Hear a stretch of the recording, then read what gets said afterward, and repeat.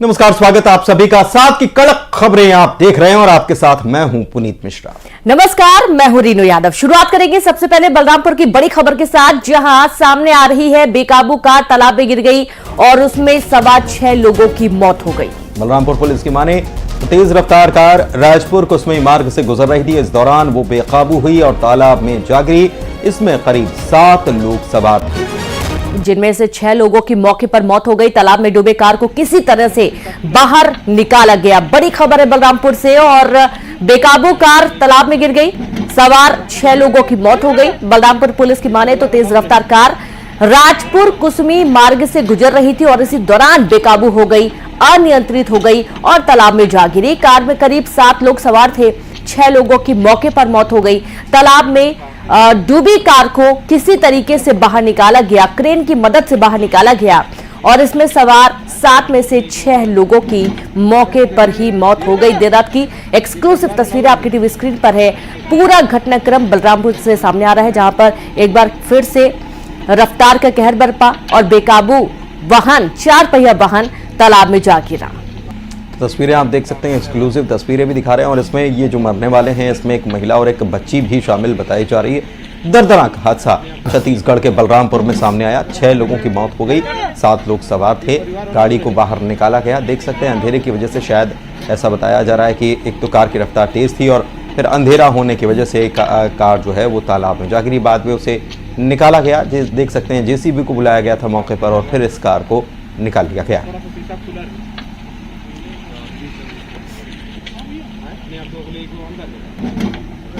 और ज्यादा जानकारी के साथ संवाददाता सूरज गुप्ता जुड़ गया है। सूरज, और क्या कुछ डिटेल्स मिल पा रही है इस पूरे मामले को लेकर?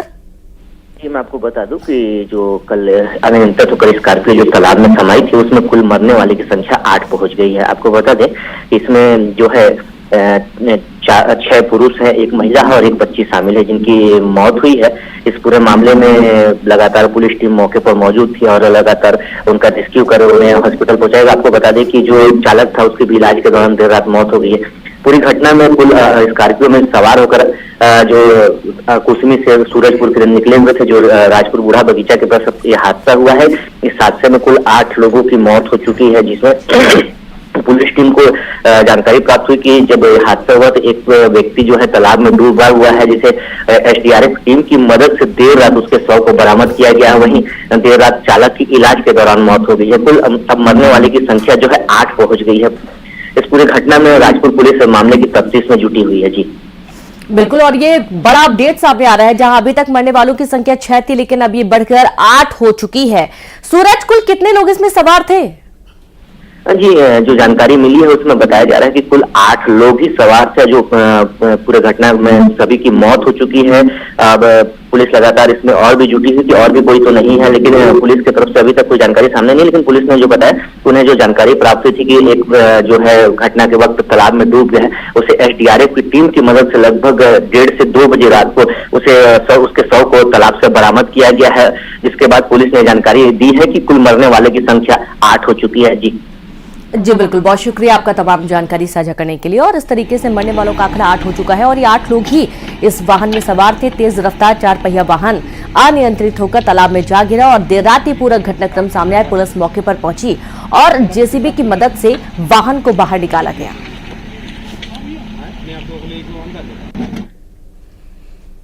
और चलिए आगे बढ़ेंगे और बात दिल्ली की करेंगे। देश की राजधानी दिल्ली में गोदाम में भीषण आग लगने की घटना सामने आई और यहां पर अलीपुर इलाका है, जहां की गोदाम में यह भीषण आग लगी थी। आग पर काबू पाने की कोशिशें लगातार जारी हैं। मौके पर फायर ब्रिगेड की गाड़ियां भी मौजूद हैं। तो बड़ी खबर, दिल्ली में गोदाम में भीषण आग लगने का मामला सामने आ रहा है। अलीपुर के गोदाम में आग लगी और आग पर काबू पाने की तमाम कोशिशें की जा रही हैं। मौके पर फायर ब्रिगेड की 30 गाड़ियां मौजूद रहीं और ये देर रात की एक्सक्लूसिव तस्वीरें आप देखिए, जब गोदाम में आग लगी और दूर दूर तक की लपटें दिखाई दे रही थी। तुरंत दमकल विभाग को सूचना दी गई। मौके पर पहुंची दमकल टीम ने तमाम कोशिशें की, कड़ी मशक्कत की आग पर काबू पाने के लिए। और ये एक्सक्लूसिव तस्वीरें आपकी टीवी स्क्रीन पर।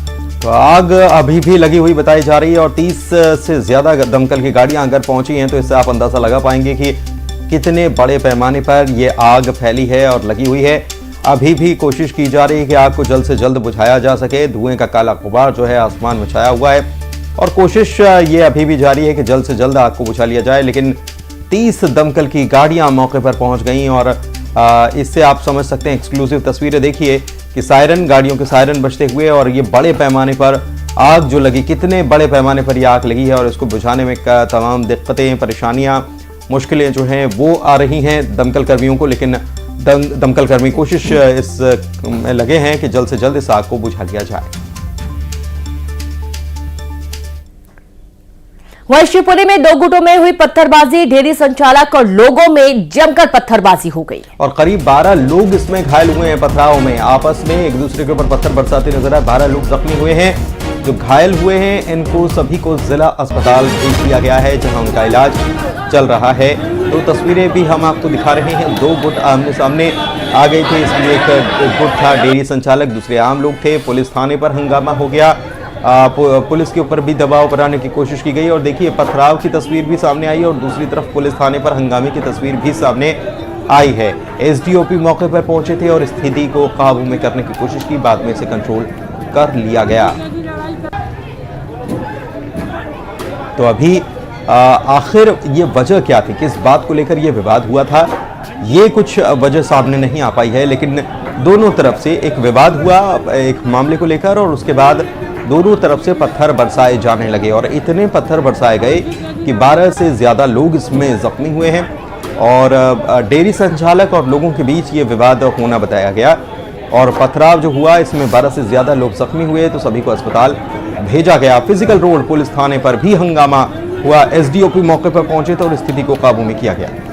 तो देखिए काफी समझाइश के बाद हंगामा जो था वो शांत हुआ। फिजिकल थाने भी पहुंच गए सभी लोग और 2 गुटों में पथराव हुआ था। संवाददाता अशोक अग्रवाल जुड़ गए हैं। अशोक, क्या कारण था इस पूरे विवाद का? देखिए मैं आपको बता दूं, ये फिजिकल थाना क्षेत्र से महज 200 मीटर दूर की घटना थी। वहां पर एक डेयरी संचालित है, राठौड़ समाज की वो डेयरी है। वहां पर असामाजिक तत्वों के खड़े होने को लेकर वहीं आसपास रहने वाले लोगों के बीच में ये विवाद हुआ। विवाद कुछ देर में इतना बढ़ गया कि एक तरफ से पत्थरबाजी होने लगी, फिर दूसरी ओर से भी पत्थरबाजी हुई। ये खूनी संघर्ष के रूप में तब्दील हो गया। बाद में पुलिस मौके पर पहुंची, पुलिस ने इनको समझाई, जिसके बाद दोनों पक्ष पहले फिजिकल थाने पर आए। वहां पर भी इन दोनों में काफी मारपीट शुरू हो गई। उसके बाद एसडीओपी और तीनों थाने जो शिवपुरी में लगते हैं, देहात थाना, सिटी कोतवाली और फिजिकल थाना, सभी की पुलिस वहां एकत्र हुई। तब जाकर के स्थिति काबू में आई और जो 12 लोग घायल हुए थे उन्हें शिवपुरी के जिला चिकित्सालय में भेजा गया, जहां उनका उपचार किया गया और अभी भी 2 से 3 लोग वहां पर भर्ती हैं। जी बिल्कुल, बहुत शुक्रिया आपका अशोक तमाम जानकारी साझा करने के लिए। और अभी भी 2 से 3 लोग हॉस्पिटल में भर्ती हैं। 12 लोग जख्मी हुए थे, लेकिन 2 से 3 लोगों की हालत ज्यादा गंभीर बताई जा रही है और मौके पर एसडीओपी पहुंची, मामले को शांत कराने की कोशिश की गई। शिवपुरी में जहां 2 गुटों में पत्थरबाजी हुई थी, ये पूरा घटनाक्रम जब डेयरी संचालक और आम लोगों के बीच में विवाद हुआ।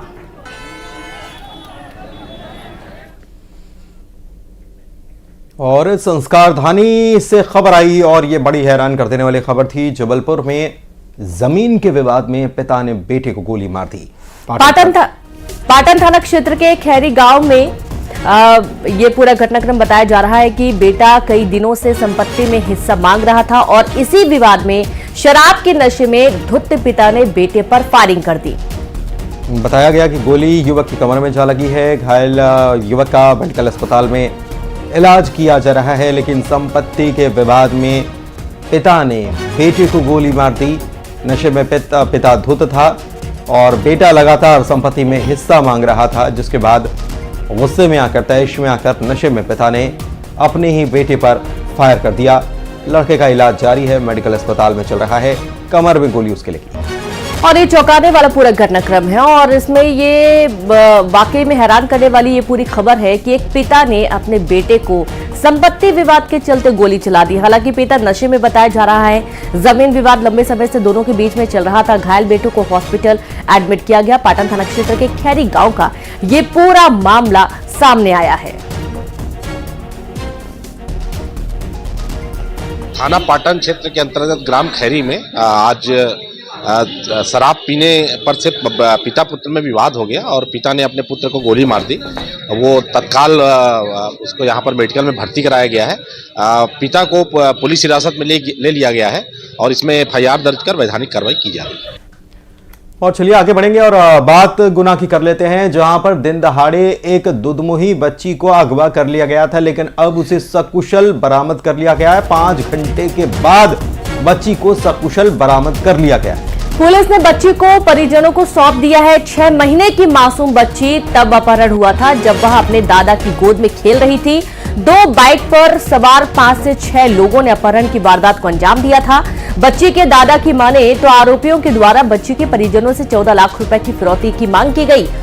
आरोन पुलिस सहित 3 थानों की पुलिस बल फिलहाल आरोपियों की तलाश में जुट गई है। मासूम बच्ची को हालांकि बचा लिया गया है, सकुशल बरामद कर ली गई है और 5 घंटे तक ये बच्ची गायब रही है और बच्ची को परिजनों को सौंप दिया गया है। तो 5 से 6 आरोपी इस मामले में बताए जा रहे हैं जिन्होंने इस वारदात को अंजाम दिया। और जानकारी जो है बच्ची के दादा के मुताबिक, बच्ची जब दादा के पास खेल रही थी तभी 5 से 6 लोग 2 बाइक पर सवार होकर आते हैं और बच्ची को अगवा करके ले जाते हैं।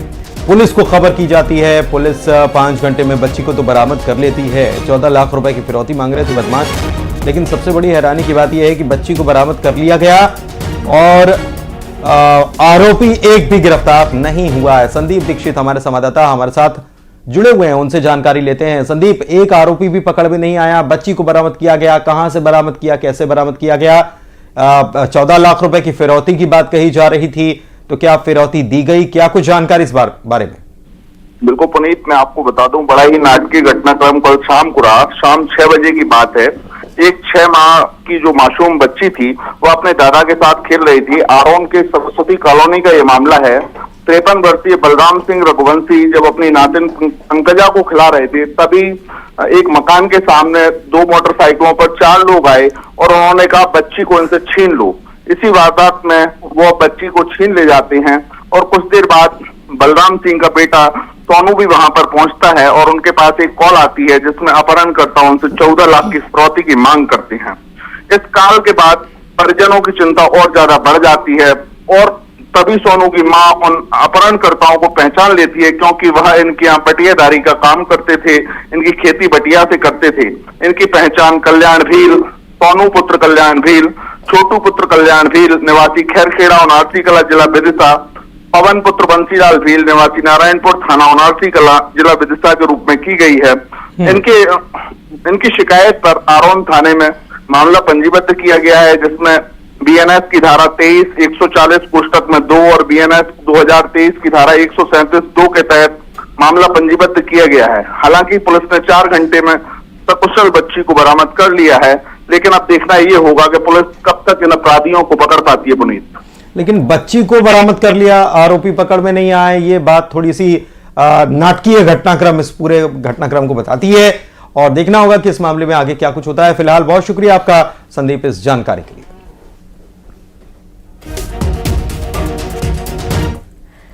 भोपाल में कुशाभाऊ ठाकरे सभागार के पास पूर्व प्रधानमंत्री लाल बहादुर शास्त्री की मूर्ति का अपमान करने वाला गिरफ्तार कर लिया गया। पुलिस ने आरोपी को नगर निगम पार्क के पास से ही गिरफ्तार कर लिया। प्रतिमा के अपमान के बाद दरअसल कांग्रेस नेताओं ने विरोध प्रदर्शन किया था और नारेबाजी की थी और प्रशासन और सरकार को इस घटना के लिए जिम्मेदार भी ठहराया था। और इसी बीच पुलिस ने बिरला मंदिर के सामने सुलभ कॉम्प्लेक्स के पास रहने वाले 35 साल के करण बैरागी को गिरफ्तार कर लिया। आरोपी नशेड़ी है और वह बिना जूते के पार्क में घूमता हुआ दिखाई दिया था। इसके बाद पुलिस में हुलिये के आधार पर उसे उसके घर के पास से गिरफ्तार कर लिया गया।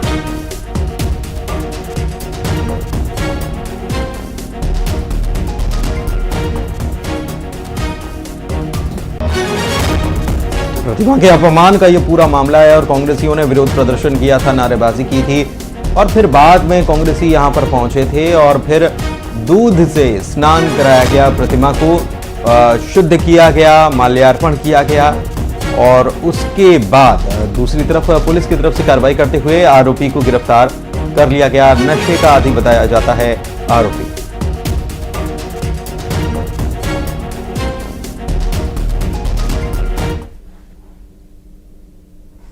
तो वही दिल्ली के गांधीनगर में ताबड़तोड़ गोली मारकर एक युवक को मौत के घाट उतार दिया गया। शनिवार की शाम 7:20 पर गांधीनगर थाने की पुलिस को एक कॉल मिली, जिसमें बताया गया कि कैलाश नगर में कुछ लोगों ने गोली चलाई है। पुलिस जब मौके पर पहुंची, जांच की गई तो मौके पर 4 खाली कारतूस मिले और बाद में ये पता चला कि जिस युवक को गोली मारी गई उसकी मौत हो गई। जिसकी मौत हुई उसकी उम्र 20 साल बताई गई है। नाम उसका सुफियान बताया गया है।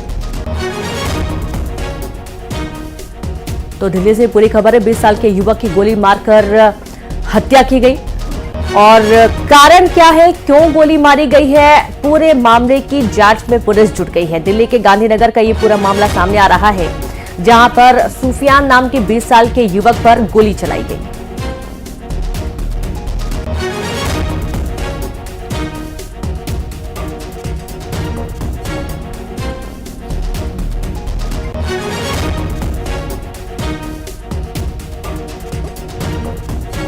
में करीबन 7:15 के आसपास शाम में कॉल मिली कि एक व्यक्ति को गोली मार दी गई है और उसकी गोली लगने से उसकी मृत्यु हो गई। मौके पर पहुंचने से उस व्यक्ति जिसकी मृत्यु हुई उसको आइडेंटिफाई किया। उसका नाम सुफियान पता चला है, जो ई रिक्शा चलाने का काम करता था और सोनिया गांधी कैंप झुग्गी में ही रहता है, गांधीनगर इलाके में। ये आइडेंटिफाई हो गया। उसके अलावा 2 लड़कों का इसमें नाम हमारे पास आ गया है जिन्होंने इस वारदात को अंजाम दिया। हमने पुलिस टीम लगा रखी है और उनको जल्द ही पकड़ेंगे। और चलिए बढ़ेंगे आगे और बात मध्य प्रदेश के छतरपुर की कर रहे हैं, जहां पर इनामी बदमाश ने गोली चलाई है, फायरिंग की है। गिरफ्तार करने के लिए पुलिस टीम पे गई थी और पुलिस टीम के ऊपर ही उसने फायर कर दिया और इसी के जवाब में पुलिस ने भी गोलियां चलाई। फायरिंग के बाद आरोपी मौके से फरार हुआ। घटना के बाद देरी गांव में पुलिस बल तैनात किया गया। ओरछा रोड थाना के देरी गांव की ये पूरी घटना बताई जा रही है। खबर है छतरपुर से इनामी बदमाश ने की फायरिंग। गिरफ्तार करने पुलिस टीम पहुंची हुई थी और इसी दौरान बदमाश ने फायरिंग कर दी। हालांकि जवाब में पुलिस ने भी गोलियां चलाई और फायरिंग के बाद आरोपी मौके से फरार हो गया। घटना के बाद देरी गांव में पुलिस बल तैनात किया गया। ओरछा रोड थाना के देरी गांव की पूरी घटना है और ये कुछ रात के वक्त का जो पूरा घटनाक्रम हुआ, उस दौरान पुलिस मौके पर जब पहुंची थी। कुछ तस्वीरें आपके सामने। हालांकि जो बदमाश थे वो पकड़ में नहीं आए, मौके से फरार हो गए।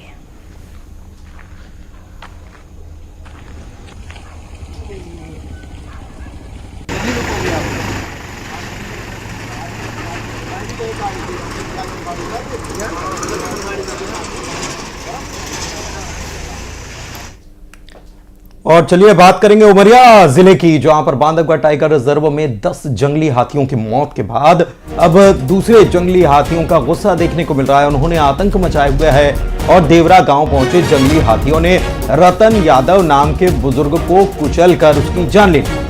जब तक लोग सतर्क होते, जंगली हाथी चंदिया पहुंच गए और एक किसान भैरव कोल को मौत के घाट उतार दिया। दहशत में आए लोगों ने वन विभाग और पुलिस को बुलाया, लेकिन तब तक हाथी वहां से निकल चुके थे। हाथियों ने करहिया और बांका गांव में भी एक युवक को मारने की कोशिश की, लेकिन वो दोनों बच गए, जिन्हें इलाज के लिए अस्पताल भर्ती किया गया। और इसके बाद सामान्य वन मंडल के साथ ही बांधवगढ़ टाइगर रिजर्व की टीम और पुलिस बल इलाके में सक्रिय होकर न सिर्फ हाथियों के मूवमेंट पर नजर बनाए हुए हैं, बल्कि लोगों को सतर्क करने के लिए गांव-गांव मुनादी भी करवाई जा रही है। हालांकि ये एक चीज और है यहाँ पर कि उमरिया में जैसे ही 10 हाथियों की मौत हुई, उसके बाद दूसरे जंगली हाथी जो हैं वो गुस्से में आ गए थे। वो तैश में आकर वहां पर भी जाने की कोशिश कर रहे थे और ऐसा होता है तो ऐसे में टीम को पहले से ही सजग हो जाना चाहिए था। गाँव में पहले से ही अलर्ट जारी किया जाना चाहिए था, क्योंकि अब तो 2 लोगों की इसमें जान चली गई हाथियों के हमले में। और हाथी अपने जब साथियों की मौत होती है तो उसके बाद काफी गुस्से में आ जाते हैं, आम लोगों को निशाना बनाने की कोशिश करते हैं। अब जब घटना हुई तो लोगों की जान चली गई, उसके बाद वन विभाग की टीम गांव-गांव मुनादी कराने में जुटी।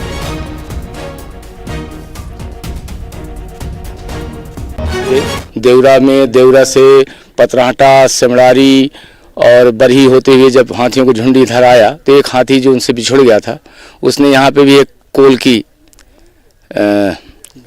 भैरव कोल को भी मार डाला है। और इस तरह 2 लोग घायल हैं, 2 लोग अभी 2 लोगों की मृत्यु हो गई। अभी तक जो गांव वालों से जानकारी प्राप्त हो रही, तो जिन लोगों ने देखा है उनका कहना 3 से 4 हाथी हैं, लेकिन अभी जंगल विभाग की टीमें लगी हुई हैं, वो उनको ट्रैक करने का प्रयास कर रही हैं। अभी किस तरफ मूवमेंट है हाथियों को? अभी यहीं जहाँ पर हम खड़े हैं इसी के आसपास मूवमेंट है और हम लोग इसीलिए पूरे गांव में मुनादी करवा रहे हैं और पीए सिस्टम के माध्यम से ही लोगों को जंगल की ओर नहीं जाने की अपील कर रहे हैं और ये बतला रहे हैं कि अपने आप को सुरक्षित रखें। उमरिया के बांधवगढ़ टाइगर रिजर्व में 10 हाथियों की मौत के बाद वन राज्य मंत्री दिलीप अहिरवार बांधवगढ़ पहुंचे। उन्होंने वन विभाग के अफसरों के साथ मौके का भी मुआयना किया जहां घटना हुई थी और इस दौरान हाथियों के कुचलने से 2 लोगों की मौत के मामले पर मृतक के परिजनों को 8 लाख रुपए मदद दिए जाने की घोषणा की। वन राज्य मंत्री दिलीप अहिरवार ने कहा कि वो कल परिजनों को सांत्वना देने उनके घर भी जाएंगे। आपको बता दें कि जंगली हाथियों के द्वारा कुचलने से देवरा और चांदिया में 2 लोगों की मौत हो गई और 2 लोग घायल हुए हैं और उन्हीं के परिवारजनों से मुलाकात करने के लिए वन राज्य मंत्री सांत्वना देने पहुंचने वाले हैं। 2 हाथियों ने 2 लोगों की भी मौत हुई। बहुत मतलब हम लोग उस परिवार के साथ हैं और चिंता का विषय है। हम लोगों के उस 2 परिवार के व्यक्ति खत्म हो गए हैं हाथी के द्वारा। तो मृतक परिवार के यहाँ भी जाने वाले हैं जो हम माननीय मुख्यमंत्री आदरणीय डॉक्टर मोहन यादव जी ने उन परिवारों को, जो मृतक परिवार हैं, उनको 8 लाख रुपए स्वीकृति करा दिए हैं और भी हम उनके घर में जाकर जो हमारे मुख्यमंत्री की शिक्षा निधि से भी जो भी सहयोग। और बढ़ेंगे आगे, छत्तीसगढ़ की बात करेंगे, गरियाबंद की बात करेंगे। यहां पर भी हाथी का आतंक देखने को मिल रहा है और घटा रानी जो पर्यटन क्षेत्र है इसके पास एक दंतैल हाथी पहुंच गया है और ऐसे में वन विभाग यहां सक्रिय हो चुका है। इलाके को खाली कराने में वन विभाग जुटा हुआ है। पर्यटकों को जल्द से जल्द यहां से हट जाने के निर्देश दिए जा रहे हैं और साथ ही आसपास के 15 गांव में हाई अलर्ट जारी किया गया। दंतैल हाथी ने कई लोगों की जान ली है और अब ये हाथी घटा रानी क्षेत्र पहुंच चुका है और इस दौरान जो पर्यटन स्थल घूमने आते हैं पर्यटक, उन्हें भी जल्द से जल्द इस इलाके से दूर जाने के लिए कह दिया गया है। और वहीं विश्व प्रसिद्ध धाम केदारनाथ के कपाट आज भैया दूज पर शीतकाल के लिए बंद हो जाने हैं। पौराणिक परंपराओं और विधि विधान के तहत बाबा केदार के कपाट आज सुबह ठीक 8:30 बजे बंद कर दिए जाएंगे। वही कपाट बंद होने के बाद 6 माह तक बाबा केदार की पूजा अर्चना शीतकालीन गद्दस्थल ओमकारेश्वर मंदिर ऊखी मठ में होगी और इस साल केदारनाथ धाम की यात्रा ऐतिहासिक रही और अब तक 16,15,000 से ज्यादा भक्तों ने बाबा केदार के दरबार में पहुंचकर दर्शन किया।